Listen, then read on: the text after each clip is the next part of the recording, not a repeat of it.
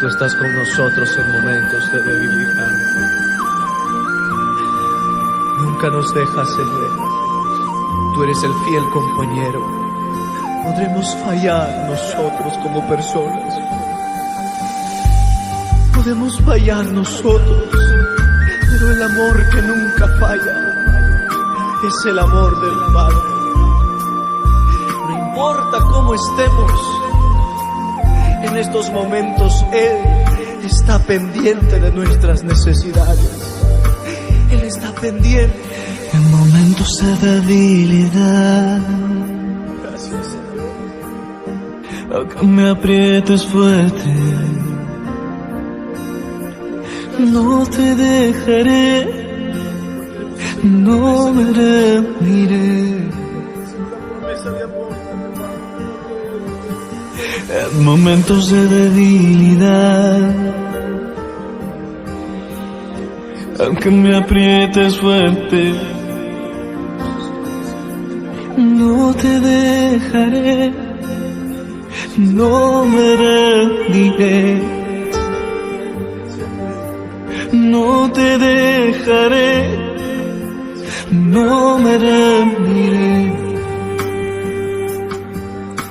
no te dejaré, no me rendiré, no te dejaré, no me rendiré.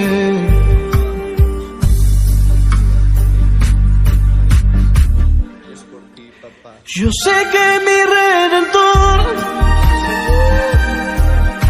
pronto me ayudará. Él me levantará, Él no me olvidará. Yo sé que mi Redentor pronto me ayudará. Él me levantará, Él no me olvidará. Él me levantará, Él no me olvidará.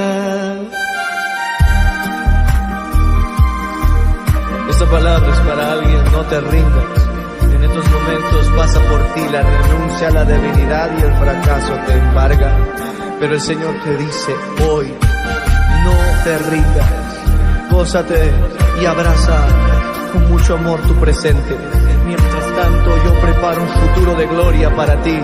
Camina, persiste y levántate en el nombre de Jesús.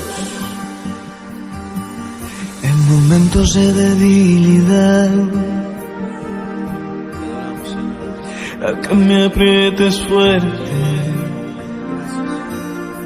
no te dejaré, no me rendiré, no te dejaré, no me rendiré. En momentos de debilidad, aunque me aprietes fuerte,